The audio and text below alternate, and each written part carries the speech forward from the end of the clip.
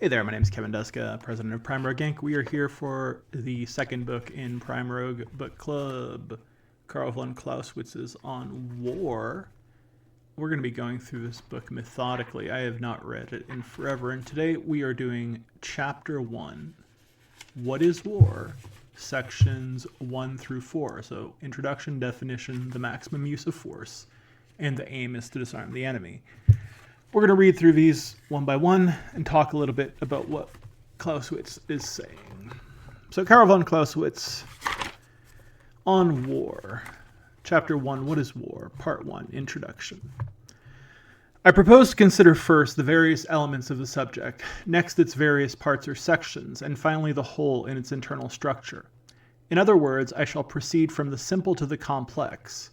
But in war, more than any other subject, we must begin by looking at the nature of the whole, for here more than anywhere else, the part and the whole must always be thought of together. So, in part 1 of chapter 1, this introduction, von Clausewitz is clearly saying that war is basically more than the sum of its parts. If we do not look at it both in terms of what is the whole and in terms of its parts, we'll never be able to understand what it is. This is a pretty straightforward introduction. So in part 2, definition. I shall not begin by expounding a pedantic literary definition of war, but go straight to the heart of the matter, to the duel. War is nothing more but a duel on a larger scale. Countless duels go to make up a war, but a picture of it as a whole can be formed by imagining a pair of wrestlers. Each strives through physical force to compel the other to do his will. His immediate aim is to throw his opponent in order to make him incapable of further resistance. War is thus an act of force to compel our enemy to do our will. Force, to counter opposing force, equips itself with the interventions of art and science. Attached to the force are certain self-imposed, imperceptible limitations hardly worth mentioning, known as international law and custom, but they scarcely weaken it. Force, that is physical force, for moral force has no existence save as expressed in the state and the law, is thus the means of war. To impose our will on the enemy is its object. So to secure the object, we must render the enemy powerless, and that in theory is the true aim of warfare. That aim takes the place of the object, discarding it as something not actually part of the war itself. So there's a lot to unpack here. So first he's saying that this is nothing larger than a duel on a larger scale. Although there are countless duels making it up, it's the application of force against force. And he's talking about something very critical here. The goal of war is compellence. You go to war to make someone else or another state do something they don't want to do. So it's using force or violence to compel our enemy to do our will. So, for example, to give up territory, etc. But he says something quite interesting here about that international law and custom are attached but do not weaken it. So he's basically saying that international law and custom exist in a state that are subservient to war, and that when war is occurring and we're trying to impose our will on the enemy through force, we're rendering the enemy powerless, and in doing so, we're ignoring international law and custom. So Clausewitz is very clearly saying that war is about force and violence to obtain something, and that law and custom don't matter in its context. Part 3, the maximum use of force. Kind-hearted people might of course think there was some ingenious way to disarm or defeat an enemy without too much bloodshed, and might imagine that is the true goal of the art of war. Pleasant as it sounds, it is a fallacy that must be exposed. War is such a dangerous business that the mistakes which come from kindness are the very worst. The maximum use of force is in no way incompatible with the simultaneous use of the intellect. If one side uses force without compunction, undeterred by the bloodshed it involves, while the other side refrains, the first will gain the upper hand. That side will force the other to follow suit. Each will drive its opponent towards extremes, and the only limiting factors are the counterpoises inherent in war. This is how the matter must be seen. It would be futile, even wrong, to try and shut one's eyes to what war really is, from sheer distress at its brutality. If wars between civilized nations are far less cruel and destructive than wars between savages, the reason lies in the social conditions of the states themselves and in their relationships to one another. These are the forces that give rise to war, the same forces circumscribe and moderate it. They themselves, however, are not part of war. They already exist before fighting starts. To introduce the principle of moderation to the theory of war itself would always lead to logical absurdity. Two different motives make men fight each other: hostile feelings and hostile intentions. Our definition is based on the latter, since it is the universal element. Even the most savage, almost instinctive passion of hatred cannot be conceived as existing without hostile intent. But hostile intentions are often unaccompanied by any sort of hostile feelings, at least by none that predominate. Savage peoples are ruled by passion, civilized people by the mind. The difference, however, lies not in the respective nature of savagery and civilization, but in their attendant circumstances, institutions, and so forth. The difference, therefore, does not operate in every case, but it does in most of them. Even the most civilized peoples, in short, can be fired with compassionate hatred for each other. Consequently, it would be an obvious fallacy to imagine war between civilized people as resulting merely from a rational act on the part of their governments, and to conceive of war as gradually ridding itself of passion, so that in the end one would never really need to use the physical impact of the fighting forces. Comparative figures of their strength would be enough. That would be kind of war by algebra. Theorists were already beginning to think along such lines when the recent wars taught them a lesson. If war is an act of force, the emotions cannot fail to be involved. War may not spring from them, but they will still affect it to some degree, and the extent to which they do so will depend not on the level of civilization, but on how important the conflicting interests are and on how long their conflict lasts. If, then, civilized nations do not put their prisoners to death or devastate cities and countries, it is because intelligence plays a larger part in their methods of warfare and has taught them more effective ways of using force than the crude expression of instinct.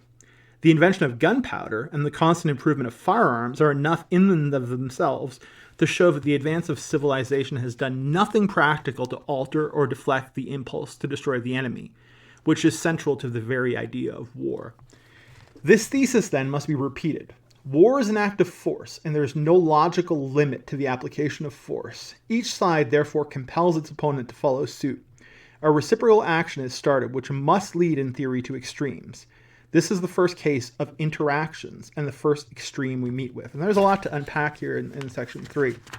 What first jumps to mind is this discussion between savagery and brutality. And he's obviously discussing colonial peoples in the what now would be referred to as the developing world, but what was then being colonized, and referring to them as savages. When he discusses war between civilized people, as resulting merely from a rational act on the part of their governments, and to not conceive of war as gradually ridding itself of this passion, he's kind of suggesting that the nature of civilization, with German civilization being an apex and other civilizations being lower, but presumably European civilizations being at this higher apex, being able to better channel force. And while war will always involve the highest potential level of destruction the state can put forth, it seems like Clausewitz is arguing that each state will moderate the manner by which they apply maximal force through their standards of civilizations and through their weaponry, and that for a developed developed country of the period, this might not imply, rape and pillaging, but that does not diminish the hatred or mutual hatred that builds up through the process of war. It's a very interesting passage, because he writes, if then civilized nations do not put their prisoners to death or devastate cities and countries, it is because intelligence plays a larger part in their methods of warfare and has taught them more effective ways of using force.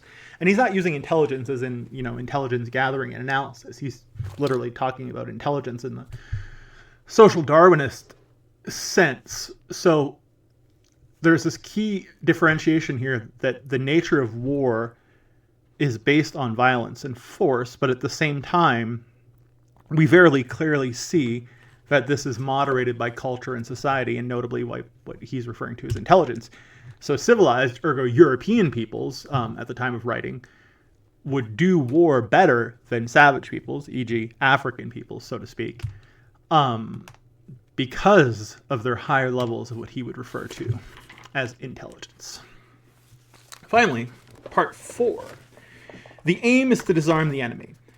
I have already said that the aim of warfare is to disarm the enemy, and it is time to show that, at least in theory, this is bound to be so. If the enemy is to be coerced, you must put him in a situation that is even more unpleasant than the sacrifice you call on him to make. The hardships of that situation must not, of course, be merely transient, at least not in appearance. Otherwise, that enemy could not give in, but would wait for things to improve. Any change that might be brought about by continuing hostilities thus must then, at least in theory, be of a kind to bring the enemy still greater disadvantages. The worst of all conditions in which a belligerent can find himself is to be utterly defenseless. Consequently, if you were to force the enemy by making war on him to do your bidding, you must either make him literally defenseless, or at least put him in a position that makes this danger probable. It follows then that to overcome the enemy or disarm him, call it what you will, must always be the aim of warfare. War, however, is not the action of a living force upon a lifeless mass. Total non-resistance would not be war at all, but always the collision of two living forces. The ultimate aim of waging war, as formulated here, must be taken as applying to both sides. Once again, there is interaction. So long as I have not overthrown my opponent, I am bound to fear he may overthrow me. Thus, I am not in control. He dictates to me as much as I dictate to him. This is a second case of interaction, and it leads to the second extreme. So this is interesting, because here we're seeing lots of things that are in line with modern conceptions of anarchy, balance of power politics, spiral model, etc. So essentially, he's stating that you need to put your opponent in a position of essentially deterrence through action that causes them fear. You wouldn't be at war if they were fearful at you. And moreover, he's talking about kind of self-fulfilling spiral models, because he's discussing that war cannot happen if there's non-resistance or non-interaction. So war is dependent on the back and forth of two forces that are exerting, as he would say in chapter 3, the total use of force against each other, with the ultimate goal of disarmament. And I don't think he means disarmament literally, although he might, but it very much seems like he means disarmament in the sense of making it clear to the enemy that they cannot win. So compellence or deterrence seem to be the end goals of war. Well, that was chapter 1, sections 1 through 4 of von Clausewitz's On War, Oxford World Classics edition. I will drop a link in the description. We'll be back in a few days to read sections 5 through 8, and we'll be continuing going through the entirety of this book as a community over the coming weeks. Like I said, I have not read this in a very long time, so I used to lecture and teach on it, so it'll be interesting to read it again. Brand new copy that Oxford sent to me for review when I was teaching, I guess. When was this published?